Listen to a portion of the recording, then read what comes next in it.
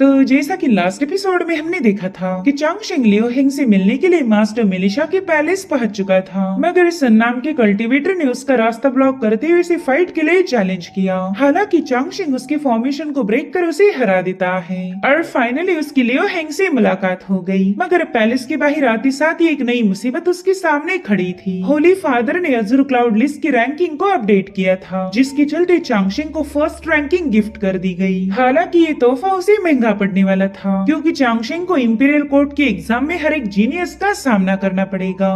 अब आगे तो इस एपिसोड की शुरुआत में हमें मास्टर मिलिशा की चेम्बर दिखाई गई, जहां पर मास्टर जिन काफी ज्यादा परेशान थे। वो मास्टर मिलिशा से कहने लगे कि अब तो हमारी चांगशिंग की मुसीबतें और भी ज्यादा बढ़ चुकी हैं। अज़ुर क्लाउड लिस्ट के अपडेट होने से काफी बड़ी गड़बड़ हो गई। इंपीरियल कोर्ट के एग्जाम शुरू होने से पहले ही सभी लोग चांगशिंग और उसकी स्टेट रिलीजियस एकेडमी के खिलाफ हो गए। क्या आपको नहीं लगता कि ये प्रेशर कुछ ज्यादा ही है? पता नहीं हमारी चांगशिंग इसे झेल कैसे पाएंगे। जिस पर मास्टर मिलिशा बताने लगे कि अब हर एक कॉन्टिनेंट का जीनियस यहाँ पर पहुँचने वाला है। पूरी दुनिया की नजर इंपीरियल कोर्ट एग्जाम पर होगी। मैं जानता हूँ इससे चांगशिंग पर काफी ज्यादा प्रेशर पड़ेगा, मगर ऐसी ही हार्डशिप को क्रॉस करने के बाद एक नया हीरो जन्म लेता। इनफैक्ट यही सिचुएशन चांगशिंग को ग्रो होने में हेल्प करेगी, इसलिए तुम ज्यादा फिक्र मत करो। अब सीन शिफ्ट होकर हम चांगशिंग को देख पाते हैं, जो कि कल्टीवेट करते हुए अपनी स्टारलाइट को सेंस करने की कोशिश कर रहा था। मगर ताज्जुब की बात तो ये थी कि उसे अपने डेस्टिनी स्टार की ऑरा महसूस ही नहीं होती,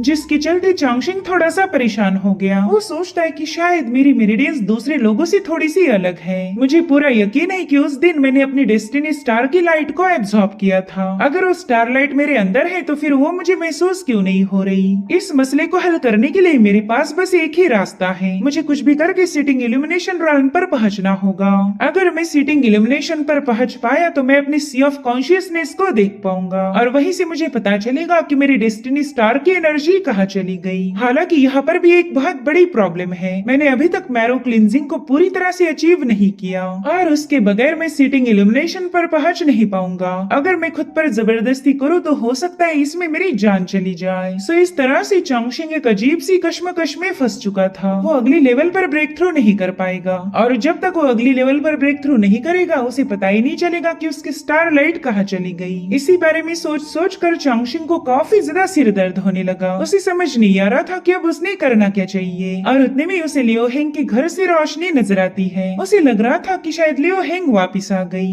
इसलिए तुरंत ही लियो हेंग से मिलने पहुंच गया। हालांकि वो तुरंत ही समझ गया कि ये लियो हेंग ना होकर वही बंदी थी जिसकी चांगशिंग से कुछ दिनों पहले ही मुलाकात हुई थी। तो चांगशिंग तुरंत ही उस बंदी के पास जाकर उसे ग्रीट करते हुए बताने लगा कि मुझे तो लगा था कि आप मेरे डिसाइपल लियो हेंग हो, तो मैं उसी से मिलने यहाँ आया था। मुझे माफ कर दीजिए, मेरा आपको डिस्टर्ब करने का कोई इरादा नहीं था। हालांकि वो बंदी तो चांगशिंग को कोई रिस्पांस नहीं देती, तो चांगशिंग दिल ही दिल में सोचने लगा कि ये बंदी तो ना सुन पाती है और ना बोल पाती है। मेरे ख्याल से ये मेरे सीनियर ब्रदर जैसी ही म्यूट और डेफ होगी। पिछली बार जब मैं कोल्ड पूल से बाहर आया उसी वक्त मैंने देखा था कि इनके सिर पर फ्लावर पॉट गिरने वाला है, मगर उस वक्त भी इन्होंने कोई हरकत नहीं की। यानी कि मेरा अंदाजा पूरी तरह से सही होगा। ये ना सुन सकती है और ना ही बोल सकती है। गाइज, मुझे पूरा यकीन है कि आपको याद होगा ये बंदी कोई और नहीं बल्कि एम्प्रेस टियानहाई थी, और ये बात चांगशिंग को बिल्कुल भी पता नहीं। वो पूरी तरह से अनजान था। उसे तो लग रहा था कि ये सीनियर कोई गूंगी बहरी अबला नारी है। तब तक वो बंदी उसे चाय का कप ऑफर करती है। वेल, ये है रीजो स्नो फ्लावर टी,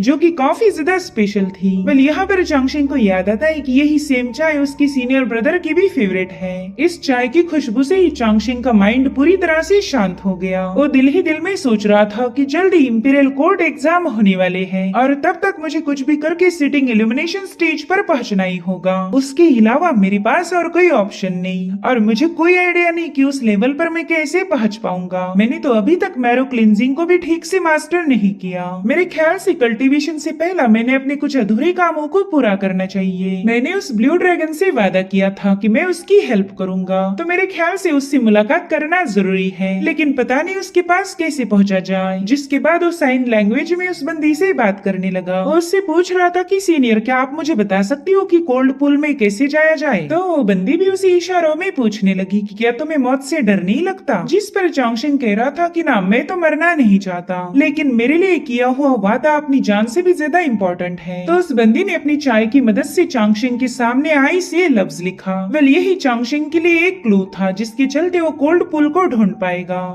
अब ये सीन यहीं पर कट होकर हमें टाउन का नजारा दिखाया गया, जहाँ पर इंपीरियल कोर्ट एग्जाम होने से पहले बेटिंग का सीजन शुरू हो चुका था। सभी कल्टीवेटर्स इसके लिए काफी ज्यादा एक्साइटेड थे क्योंकि ये पैसा कमाने का एक सुनहरा मौका है। वेल वहाँ पर हर एक कॉन्टिनेंट के जीनियस की नेम प्लेट लगाई गई थी, तो लोग इन जीनियस पर दाव लगाना शुरू कर चुके। इन्होंने जिस बंदे पर दाव लगाया है अगर वो जीत गया तो इनके पैसे 1000 गुना ज्यादा बढ़ जाएंगे। तो इस तरह से वहाँ पर बेटिंग की शुरुआत हो गई। न जाने कितने ही जाने मानी कल्टीवेटर्स पर दाव लगाए जा रहे थे। तभी उस हॉल का मास्टर कहने लगा कि तुम सभी लोग जीतने वाले घोड़ों पर दाव लगा रहे हो, मगर इस बार एक नया घोड़ा मैदानी जंग में उतर चुका है जिसे हमने डार्क हॉर्स ये नाम दिया है। और हमारा डार्क हॉर्स कोई और नहीं बल्कि स्टेट रिलीजियस एकेडमी का चांगशिंग है। ये वही बंदा है जिसने कसम खाई थी कि वो इस बार के इंपीरियल कोर्ट एग्जाम में टॉप रैंकिंग हासिल करेगा, मगर वो लोग तो उस मास्टर को उठाकर दूर कर देते हैं।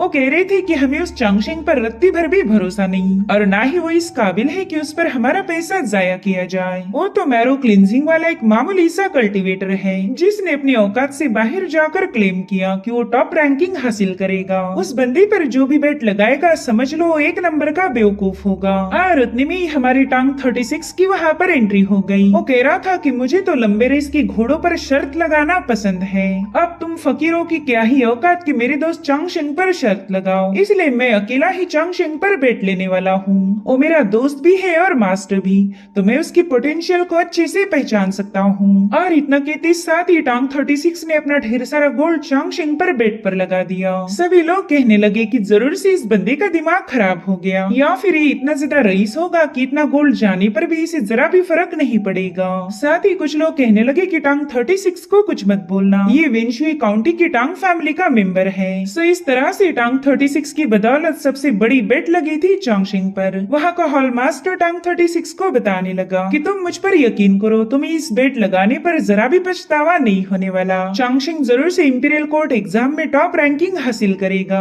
और तभी टांग 36 वहाँ से जाते हुए अपने सर्वेंट्स को हुक्म देता है कि मेरे दोस्त चांगशिंग की नेम प्लेट बिल्कुल नीचे नहीं आनी चाहिए। चांगशिंग और हमारी स्टेट रिलीजियस एकेडमी यहाँ पर भी ऊपर रहेंगे और इंपीरियल कोर्ट एग्जाम में भी। जिसके बाद टांग 36 अपने दोस्त चांगशिंग से मिलने पहुंच गया। उससे कहता है कि तुम्हें यकीन ही नहीं होने वाला कि आज इस यंग मास्टर ने कौन सा कारनामा कर दिखाया। बेटिंग हॉल में सभी लोगों को ये लगा कि मैं बेवकूफ हूँ, मगर कुछ ही दिनों में इन्हें पता चलेगा कि मैं बेवकूफ नहीं बल्कि बेटिंग का बादशाह हूँ। अगर तुम वहाँ होते तो मजा आ जाता। मगर उसने देखा कि वो तो अकेले से ही बात कर रहा है, वहाँ पर चांगशिंग का कोई नामो निशान नहीं था। उतने में शुआन युआनपो उसके पास पहुँच जाता है और टांग 36 को बताने लगा कि हमारे मास्टर किसी से मिलने गए हैं, इसलिए बेवजह शोर शराबा करके मेरा दिमाग खराब मत करो। वेल टांग 36 थोड़ा सा कंफ्यूज था। वो कह रहा था कि चांगशिंग ने तो मुझे इस मीटिंग के बारे में कोई आइडिया नहीं दी, पता नहीं वो किससे मिलने गया होगा। और अब सीन शिफ्ट होकर हम चांगशिंग को देख पाते जो मार्केट में पहुंच चुका था।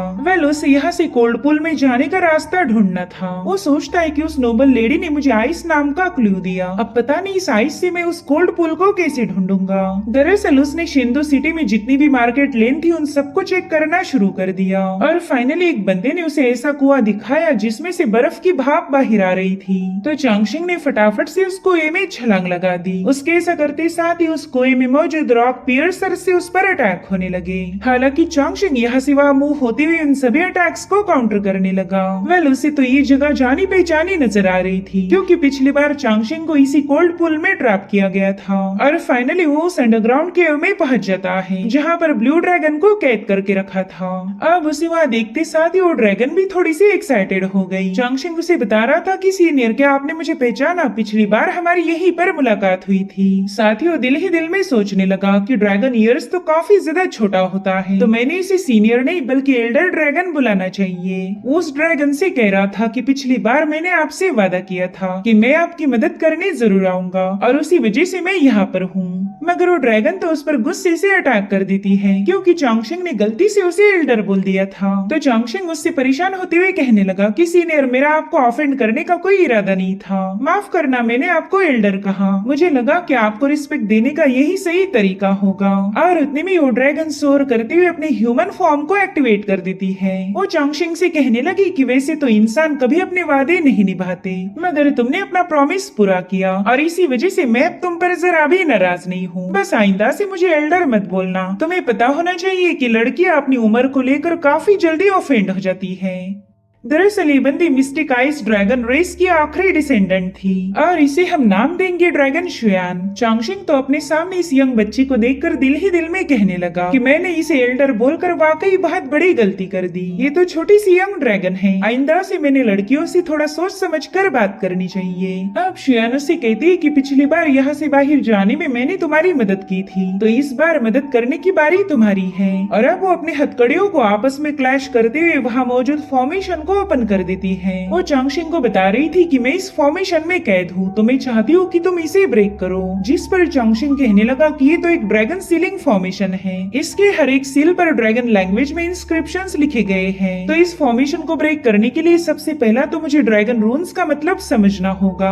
और जैसा कि मैंने लास्ट टाइम ही आपको बताया था कि मुझे ड्रैगन लैंग्वेज नहीं आती, जिस पर शुयान कहने लगी कि तुम उसकी फिक्र मत करो, मैं तुम्हें ड्रैगन लैंग्वेज सिखा सकती हूँ। इस तरह से ड्रैगन लैंग्वेज सीख कर तुम्हारा भी फायदा होगा और तुम मेरी भी मदद कर पाओगे। तो चांगशिंग उससे कहता है कि मास्टर जिन ने बनाया हुआ फॉर्मेशन है, जिन्हें फॉर्मेशन के मास्टर माना जाता था, तो इसे ब्रेक करना बिल्कुल भी आसान नहीं होने वाला। मगर आपको बचाने के लिए चांगशिंग जरा भी कसर नहीं छोड़ेगा। तो चलिए फटाफट से मुझे अपनी भाषा सिखाना शुरू कीजिए। जिस पर शुयान कहने लगी कि हाँ वो तो हम कर लेंगे, लेकिन उससे पहला मुझे तुमसे एक छोटा सा फेवर चाहिए। दरअसल फेवर था मीट का बड़ा सा टुकड़ा। जैसे चांगशिंग ने उसे वो मीट लाकर दिया, वो बड़ी ही मजे के साथ उसे खाने लगी। इतना ही नहीं, हम देख पाते कि उसके सामने तो मीट का बड़ा सा ढेर लगा है। वो चांगशिंग को बताने लगी कि 500 सालों बाद फाइनली मुझे मीट खाने को मिला। यहाँ पर तो मुझे भूखा ही मारा जाता था। वेल यहाँ पर चांगशिंग दिल ही दिल में सोच रहा था कि पता नहीं इस मासूम बच्ची ने ऐसा कौन सा गुनाह किया जो मास्टर जिंग ने उसे 500 सालों तक यहाँ पर कैद रखा। कैद का तो छोड़ो, इसे तो खाना भी नहीं दिया गया, यानी कि ये बच्ची 500 सालों से भूखी थी। इधर शुयान का पेट भरते साथ ही वो चांगशिंग से कहने लगी कि चलो फॉर्मेशन को तोड़ने का वक्त हो चुका है। और इस तरह से ड्रैगन की भाषा का पहला अध्याय शुरू हो गया, जिसे ड्रैगन रोर कहा जाता है, यानी कि ड्रैगन की दहाड़।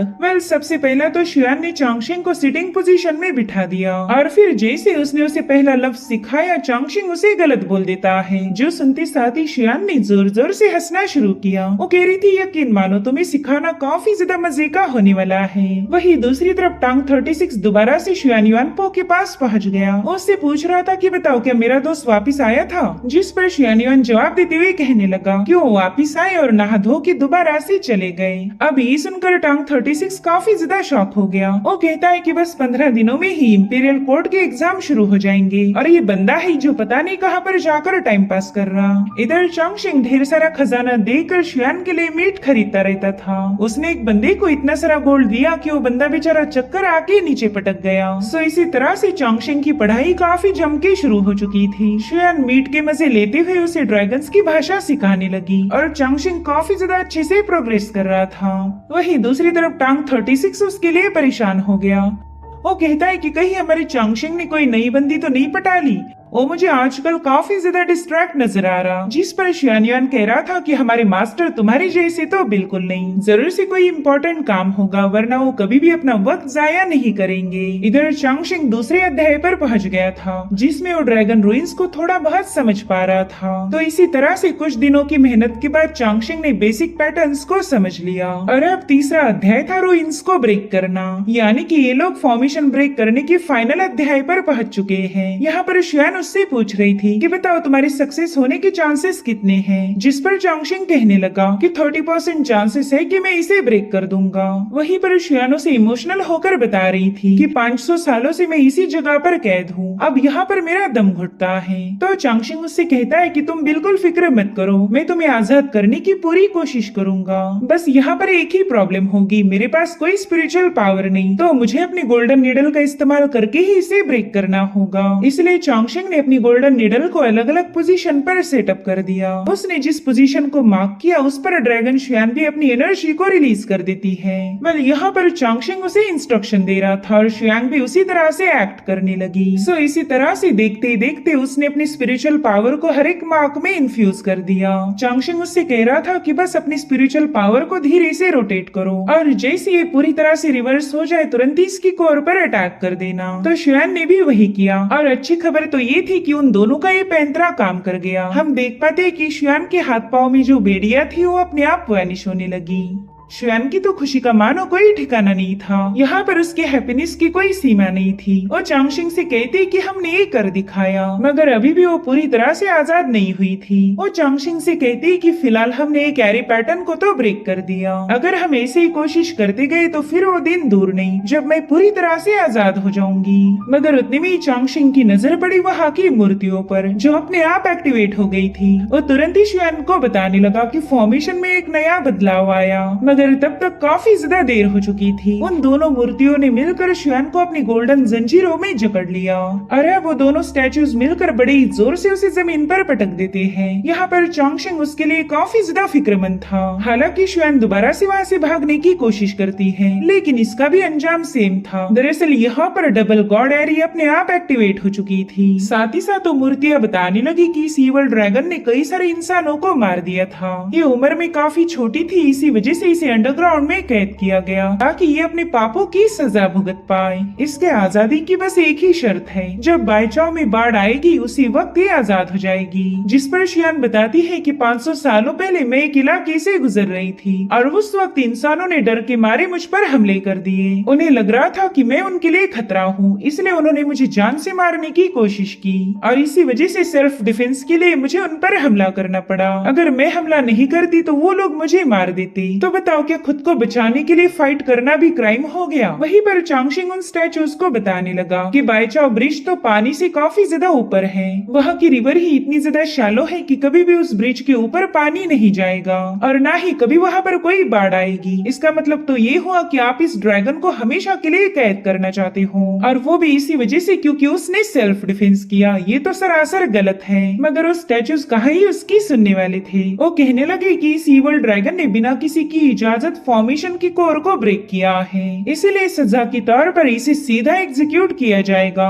और अब यहाँ पर उन दोनों स्टैचूज ने अपनी बड़ी बड़ी तलवारों का इस्तेमाल करते हुए शुआन पर हमला कर दिया, मगर चांगशिंग समय रहते उसे साइड में हटा लेता है। वो इतना तो समझ गया था कि स्टैचूज बस एक मैकेनिज्म है जो कभी उसकी बात समझ नहीं पाएंगे। इसलिए वो शुआन को बताता है कि अब इनसे आर्ग्यू करने का कोई मतलब नहीं बनता, हमें एक दूसरा तरीका अपनाना होगा। और इतना कहते साथ ही चांगशिंग ने हवा में छलांग लगाती हुई सीधे उस स्टैचू की कोर पर हमला कर दिया जो कि उसके फॉरहेड पर सेटअप की गई थी। वेल इस क्लैश में वहाँ पर काफी स्ट्रॉन्ग एनर्जी रिलीज होने लगती है, लेकिन चांगशिंग ने नोटिस किया कि उसके पास स्पिरिचुअल पावर ना होने की वजह से वो कोर को शैटर नहीं कर पा रहा और फाइनली उस एनर्जी ने चांगशिंग को काफी दूर पटक दिया। ये देखते साथ ही ड्रैगन शुआन उसके लिए काफी ज्यादा परेशान हो जाती है। वो खुद भी जंजीरों में कैद होने की वजह से चांगशिंग की कोई मदद नहीं कर सकती थी।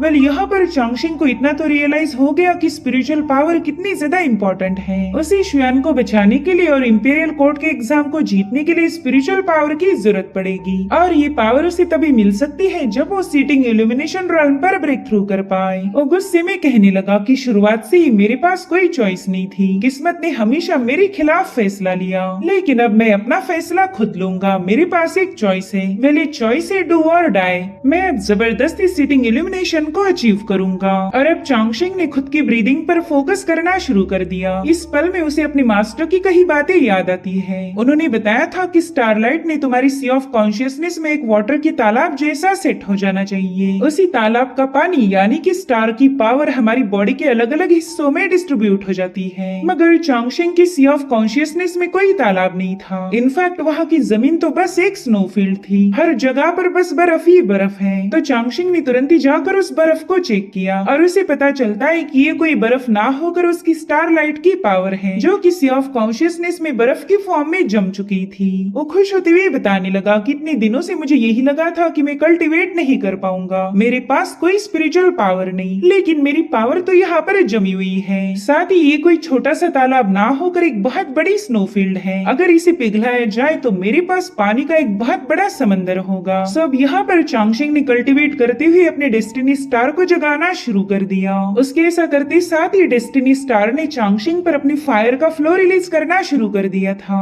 सो चांगशिंग इसी फायर का इस्तेमाल करते हुए इस सारी स्नोफील्ड को जलाना चाहता है, ताकि गर्मी से यहाँ का बर्फ पिघल कर वो पॉन्ड में बदल जाए। और उसका ये पैंतरा काम कर गया। डेस्टिनी स्टार ने रिलीज की हुई फायर की वजह से वहाँ की बर्फ पिघलने लगी। सो इस तरह से चांगशिंग ने अपनी ट्रू एसेंस को रिफाइन कर लिया था और अब वो तुरंत ही कल्टीवेशन से बाहर आ जाता है। उसने अभी तक पूरी की पूरी स्नोफील्ड को रिफाइन नहीं किया, मगर जितनी पावर की उसे जरूरत थी वो तो उसे मिल चुकी है। उसने देखा कि ये दोनों मूर्तियां ड्रैगन शुआन को मारने के काफी ज्यादा करीब हैं। तो चांगशिंग ने बड़े ही कूल अंदाज में अपने स्पिरिचुअल पावर का इस्तेमाल करते हुए सीधे एक मूर्ति पर हमला कर दिया। चांगशिंग की इस मूव का नाम था हीलिंग हेवन सोर्ड। उसके एक ही अटैक में स्टैचू तो टूटकर बिखर जाता है। साथ ही चांगशिंग ने पहली बार सिटिंग इल्यूमिनेशन स्टेज की पावर को विटनेस किया था। तब तक वो दूसरा स्टैचू चांगशिंग को अपनी पाव के नीचे कुचलने की कोशिश करता है, मगर चांगशिंग शैडो स्टेप टेक्निक का इस्तेमाल करते हुए तुरंत ही उससे दूर हट जाता है। साथ ही साथ उसने अब हवा में छलांग लगाते हुए अपनी एक और मूव को एक्टिवेट कर लिया। उसने यहाँ पर जोंगशान विंड एंड रेन टेक्निक का यूज किया था, जिसका उस स्टैचू के पास कोई जवाब नहीं। वैसे अगर टेक्निक्स की बात की जाए तो चांगशिंग के पास इन सभी टेक्निक्स का नॉलेज था, बस फर्क इतना है कि उसने आज तक कभी इन टेक्निक्स का इस्तेमाल ही नहीं किया था। और अब उसने अपनी स्पिरिचुअल एनर्जी से एक फाइनल अटैक रिलीज कर दिया, जो कि सीधे जाकर उस स्टैचू पर मौजूद कोर पर हिट हो जाता है। सो इस तरह से चांगशिंग ने इन दोनों स्टैचूज का काम तमाम करते हुए ड्रैगन शुआन को बचा लिया। उन स्टैचूज के डिस्ट्रॉय होते साथ ही शुआन तुरंत ही उन गोल्डन जंजीरों से आजाद हो जाती है। वो चांगशिंग की तारीफें करते हुए कहने लगी कि तुमने तो मुझे हैरान कर दिया, बस कुछ ही पलों के अंदर तुमने सिटिंग इल्यूमिनेशन realm को अचीव किया है। तुम तो वाकई रिमार्केबल हो, मैंने तुम्हारी जैसा डैशिंग बंदा आज तक नहीं देखा था। मगर उसी वक्त चांगशिंग को काफी ज्यादा तकलीफ होने लगी, क्योंकि उसकी जो बची कुची मेरिडियंस थी वो भी शैटर होने लगती है। वो शुआन को बताने लगा कि मैंने बर्निंग ट्रांसफॉर्मेशन का इस्तेमाल करते हुए अपनी स्पिरिचुअल पावर को अवेकन किया है और मेरी मेरिडियन इतने सारे प्रेशर को झेल नहीं पा रही। ये सब सुनकर तो शुआन काफी ज्यादा घबरा जाती है। वो चांगशिंग को बता रही थी कि हमें जल्दी से तुम्हें ठीक करना होगा, वरना तो तुम्हारी स्टार फायर पूरी बॉडी को कंज्यूम कर लेगी। यहाँ पर शुआन पैनिक होते हुए इधर उधर फ्लाई करने लगती है। उसे कुछ भी समझ नहीं आ रहा था कि वो चांगशिंग की मदद कैसे करेगी। यहाँ पर चांगशिंग भी काफी ज्यादा मायूस था। वो कहता है कि मैं कई दिनों से कड़ी मेहनत कर रहा हूँ, लेकिन मुझे क्या पता कि मेरे माइंड सी में बस एक स्नो फील्ड है। अगर ऐसे ही चलता रहा तो मैं कभी अपनी नियति को बदल नहीं पाऊंगा, लेकिन मैं हार भी नहीं मान सकता।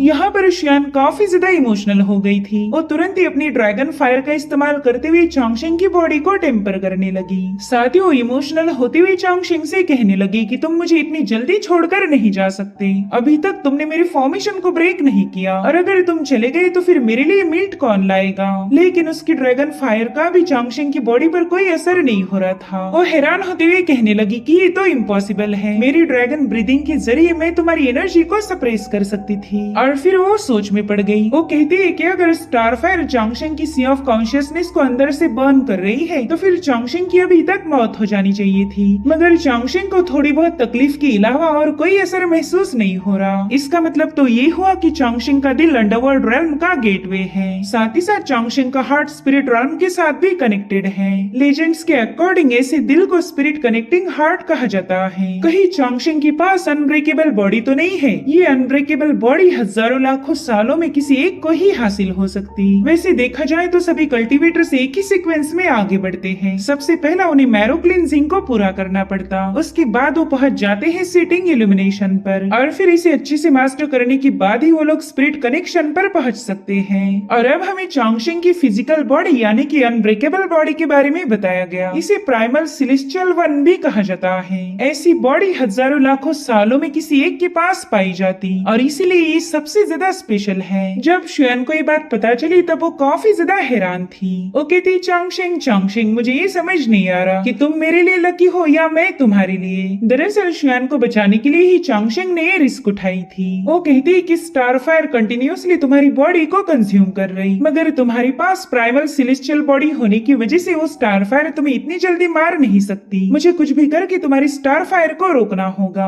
और इसका तो बस एक ही तरीका है, मुझे अपना ड्रैगन इसेंस ब्लड तुम्हें देना होगा।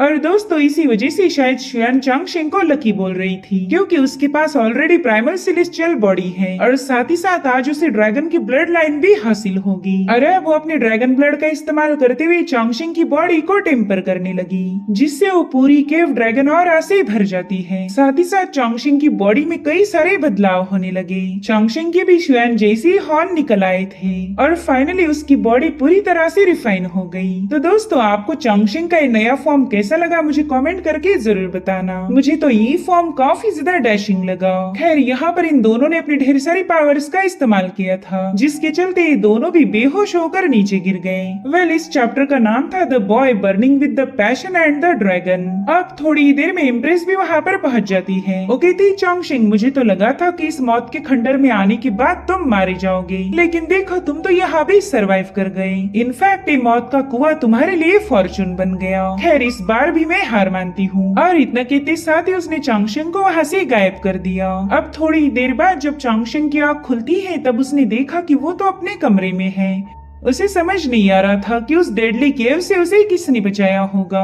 वेल ये कोई और नहीं बल्कि इम्प्रेस टियानहाई थी। भले उसने हमेशा चांगशेंग को नुकसान पहुंचाने की कोशिश की, मगर प्लान फेल होने के बाद भी वो ईमानदारी से चांगशेंग की मदद करती है। चांगशेंग ने नोटिस किया कि अब वो स्पिरिचुअल पावर को यूज कर सकता है, जिससे वो काफी ज्यादा खुश हो गया। वो कहता है कि इसका मतलब तो ये हुआ कि मैं ऑलरेडी सिटिंग एलिमिनेशन स्टेज पर पहुंच चुका हूँ। वही दूसरे कमरे में टांग 36 मुर्गे की टांग पर अटैक करने वाला था, मगर तभी एक बड़ा ही खतरनाक स्लैश आकर उस लेग पीस को उड़ा देता है। ये देखकर तो टांग 36 एक सेकंड के लिए काफी ज्यादा पैनिक हो गया और चिल्लाते हुए पूछ रहा था कि बताओ इस यंग मास्टर पर अटैक करने की जरूरत किसने दिखाई। और अब वो दोनों बंदे फटाफट से चांगशेंग के रूम में पहुंच जाते हैं। उन्हें लग रहा था कि चांगशेंग के कमरे में जरूर से कोई घुस गया होगा, तो चांगशेंग उन्हें तुरंत ही बताने लगा कि मैं तो बस अपनी पावर्स को चेक करना चाहता था। मगर टांग 36 और शुआन युआन तो चांगशेंग की स्लैश अटैक को देखकर ही काफी ज्यादा हैरान थे। और उतने में उन्हें लियो हेंग की आवाज आती है, जो कि अपने अकेडमी में वापस आ चुकी थी। उसी वक्त सिटी गेट की बेल्स को जोर जोर से बजाया जाने लगा।